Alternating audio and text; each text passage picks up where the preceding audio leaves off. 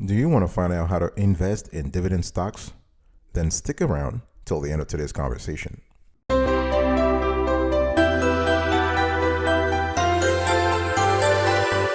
Welcome back, folks, to another edition of the Awesome Sweetie Kiwi Show. How you doing today? I hope you are doing fantastic. I'm doing marvelous if you were to ask me. And if you are doing as great as I am, go grab a cup of coffee or tea or vodka and let's roll. Today I want to talk to you about how to invest in dividend stocks.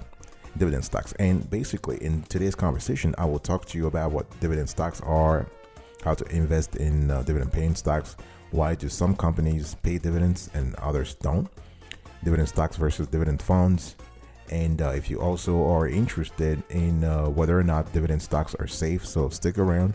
I will also have a conversation around tax benefits of dividend investing, the pros and cons of dividend stock investing, and last but not the least, how dividend stocks could be a great addition to your portfolio. First, let's get into the nitty-gritty here. What are dividend stocks? When experts talk about dividend stocks, what are they referring to? So a dividend stock is essentially any stock that pays out dividends to shareholders on a regular basis. The key word here is regular, folks. I'm not talking about a company that pays dividend once in a while, once every year. Once every 2 or 3 years. No, regularity. Regularity can be every 3 months, every 6 months, every 9 months, whatever. So dividend stocks are most often older, larger, and better established companies. I'm talking here about the IBM of the world. I'm talking about the Walmarts of the world, at Disney. And that's because those companies have predictable revenues and earnings, and they prefer to return some of those earnings to shareholders in the form of regular dividends. Certain industries are even more likely to pay dividends, and these include, among others, financial companies, healthcare companies, utilities, energy companies. So any company that pays a dividend can be considered as dividend stock, but the term generally applies to those that pay higher dividends, like usually around 2% or more per year. You can buy dividend stocks with online stocks brokers like Robinhood or REINVEST or M1, or traditional brokers like TD Ameritrade, Charles Schwab, Franklin Templeton, and the list goes on. One thing you have to understand is that selecting the dividend stocks is the harder part. Is the harder part of investing. And I'm going to talk to you right now how to invest, how to find those gems, how to find those dividend paying gems, those stocks that will help you not only diversify your portfolio, but also increase and optimize your ROI, your return on investment in the long run. So how do you invest in dividend paying stocks? First, you want to find dividend stocks so you can research quality stocks with low volatility. And there are several ways you can do that. You can use a stock screener provided by your broker. The great thing here is that if your broker, because not all brokers have them, and the quality varies from one company to another, but it's a great way to start the process. You can enter your criteria in the screener, such as a certain dividend yield and other characteristics, and the screener will provide you with a list of possible candidates. You can also use publicly available stock screeners such as Yahoo Finance or CNBC Stock Researcher or Bloomberg. You can even use Robinhood if you have the app, or M1. Those platforms have great tools for investors to research stock dividends. Make sure the companies you invest in have well-established reputations, popular product lines, strong management, and steady revenue growth. Please don't buy the stocks of companies whose business model has not been proven, and they're a little shaky in terms of their financial situation. You don't want that. It's very important to pay attention to price volatility, because that's kind of key. For example, if a company has a current stock of, say, $50 and pays a $2 annual dividend, its dividend yield will be an impressive 4%. But if the stocks was trading at $100 6 months ago, then the dividends was just 2%. So you got to think about that, because the only reason for the current high dividend yield is the big decline in the stock price. And that's a warning sign and a major reason low price volatility is so important. Next, you also want to evaluate the stock. So you need to read the stock's quotes. It's because here, folks, simply because a company pays a high dividend or appears on a list of high dividend paying companies doesn't mean you should invest in it. You want to do a complete evaluation of any stock you want to add to your portfolio. And you can go on Yahoo Finance, Bloomberg, or MarketWatch to read more about the stock. You want to compare the company to its major competitors, because if the dividends it's paying is significantly higher by percentage than its competitors, that may not be a good sign. Why? Because it could be an indication that investors are losing confidence in the company. If so, they may be selling shares, which lowers the share price and artificially raises the dividend rate. You also want to think about the dividend payout ratio. Very important.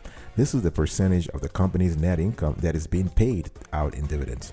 So it should not be higher than the average dividend payout for its industry, and certainly below 80%.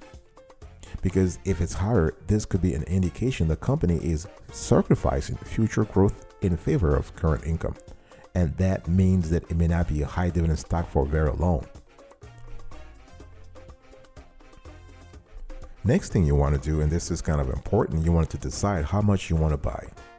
So you need to diversify. It's all about your financial situation. It's all about your goals, right? It depends on your age too, because this is kind of important.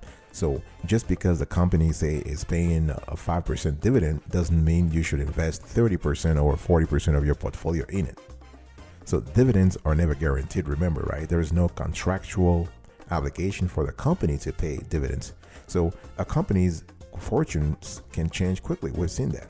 So you want to build a portfolio of multiple dividend paying stocks. So you want to plan to hold a minimum of 10 individual stocks to as many as 20 and spread them across different industries, so your portfolio is not too heavily concentrated in any one sector. Very important. So generally speaking, and this is advice that experts have given time and again, you should invest a percentage in each stock. So for example, if you plan to hold 10 stocks, you should have roughly 10% of your portfolio in each company. You want to lower that percentage for any company that presents an extra risk.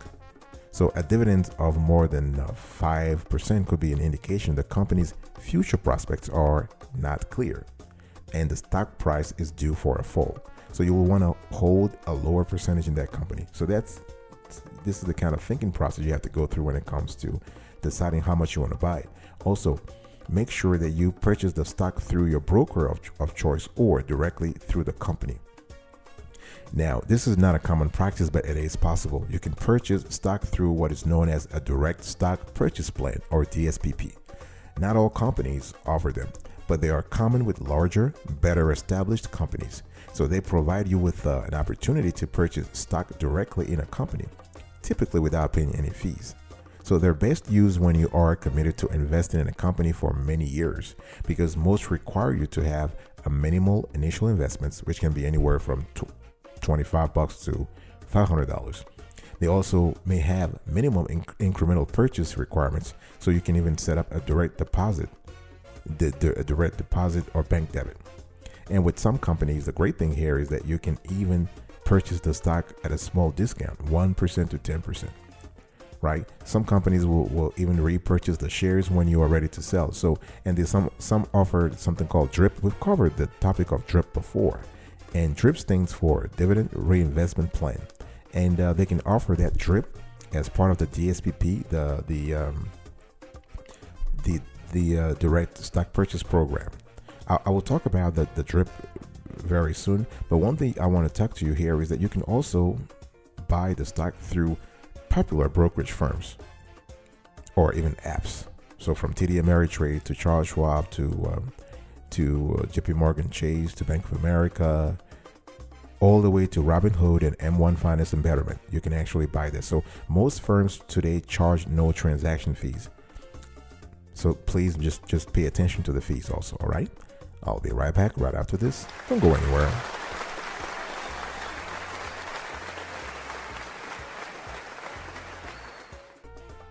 Welcome back, folks, to another edition of the Awesome Sweetie Kiwi Show. We are also having a conversation here around how to invest in dividend stocks. And I was talking to you before the break about DRIPs, and now I want to sort of elaborate on that. So you can reinvest your dividends through the company's DRIP. So if you're looking for income, you can take your dividends as cash payments. But if you're looking to increase your position in a dividend stock, you can also participate in the DRIP. So the program here will automatically use your dividend payments to purchase more shares of stock. This grows your position actually in the company as dividends are paid. So once again, this option is commonly offered through DSPPs as well as through major brokerage firms. Once you reinvest, you need to track your investments. You need to monitor your dividends.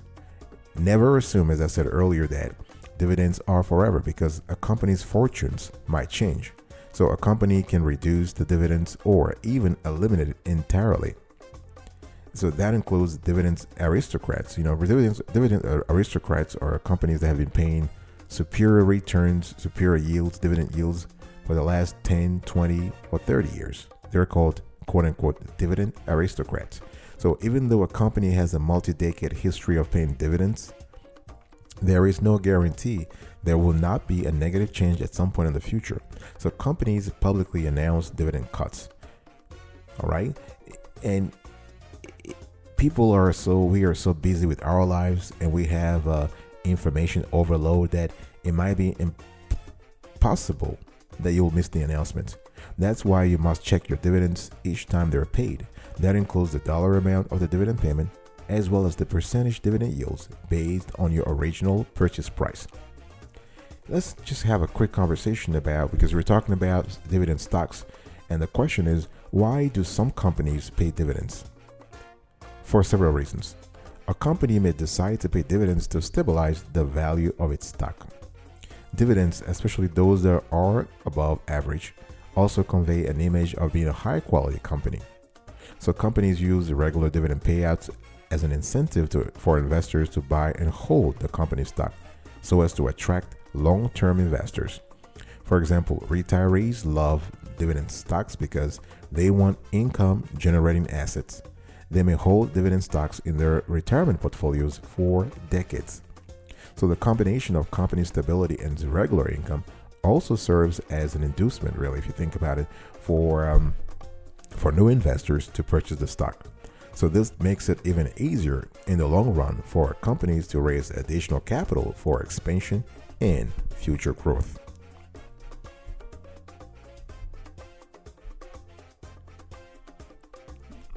I also want to talk about dividend stocks versus dividend funds. What is really the difference here? Now, those two are related, that's for sure, but they are slightly different. If you want to earn high dividends but prefer to turn the job of stock selection over to professionals, you can invest in dividend funds. So these funds include a group of high dividend yielding stocks, and that enables you to participate in a ready-made portfolio. That's really what it is. So you have to think about what works for you. And there are a lot of dividend funds out there, from Vanguard High Dividend Yield Index Fund Admiral to Fidelity Capital Income Fund. You have Vanguard Real Estate Index Fund Admiral. So those are funds that offer dividend yields ranging from 3% to 4%, which are pretty good if you think about it. And are those dividend stocks safe? The stocks that are in those funds or the individual stocks that you might buy? The quick answer here is that no stock investment is ever completely safe. Unlike bank investments such as CDs, certificate of deposits, there is never a guarantee that you will get your initial investment's amount back, nor payment of specific dividend yield, right? However, some dividend stocks are safer than others. As a general rule, you should lean towards stocks that have a dividend payout ratio in the 50 to 60% range. That means they're paying out only half or slightly more of their net earnings in dividends. So this gives them plenty of excess earnings to invest in future growth. It also means they can weather a decline in earnings.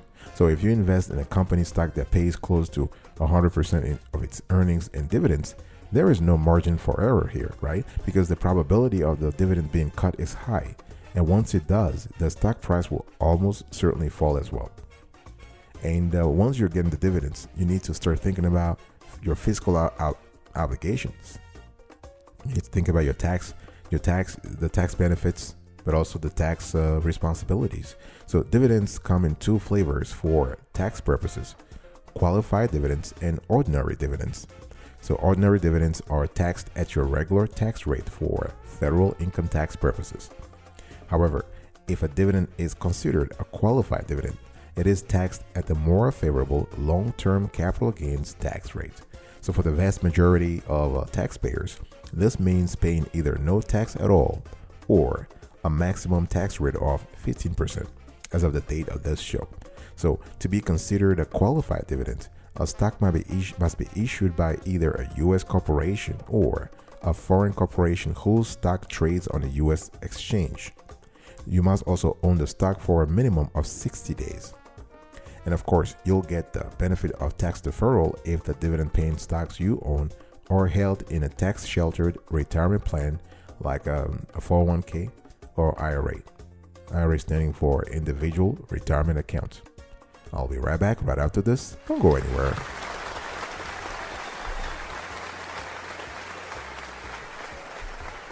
Welcome back, folks, to another section of the Awesome Sweetie Kiwi Show. We are still having a conversation today around how to invest in dividend stocks. And I'm going to give you here now the pros and cons of dividend stock investing. We've had a long conversation around how to invest in dividend stocks. I'm just going to quickly kind of recap here. Dividend stocks are great. They could be a great addition to your portfolio. No question about it.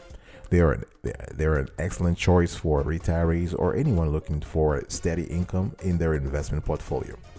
Not only do they provide that stable income, they also provide the potential for capital appreciation, as do all kinds of stocks, not just dividend income, not just dividend stocks. So if you think about dividend stock, this is a great combo. This is a winning combo, right? In a long-term investment, because again, you have steady income and you have potential for capital appreciation. Now, dividend stocks may also be appropriate for younger investors who want to add an extra measure of safety to their portfolio, but are not interested in bonds. So through dividend stocks, though dividend stocks are not as safe as bonds, they are generally more stable than growth stocks. And the same applies for preferred stocks, but that's a topic for another show. Now let me go back to the pros and cons here. For the pros, dividend stocks offer a combination of steady income and capital appreciation. I already said that. High dividend paying stocks typically provide yields that are greater than bank savings or U.S. Treasury securities.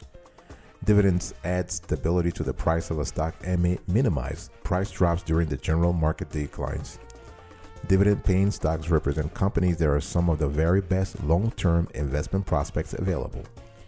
They are an excellent choice for retirees who may need above-average income for living expenses in combination with capital appreciation to offset inflation. Dividend income has certain tax advantages, so those includes lower tax rates or no taxes at all on qualified dividends and tax deferral on dividends from stocks held in a tax-deferred retirement plan. Those are for the benefits of a dividend stock investing. Let's talk about the cons. Dividend stocks may not provide as much capital appreciation as pure growth stocks. The payout rates are never guaranteed. I've said that. So any reduction or cancellation of a dividend can cause the price of the stock to plummet. Dividend stocks are interest rate sensitive. This means the stock price may fall if interest rates rise, and an excessively high dividend payout rate can indicate potential trouble with the company. All right, that was it, folks. Good luck on your investing journey. I really appreciate your attention to today's conversation. I will see you next time, but until then, remember, stay marvelous.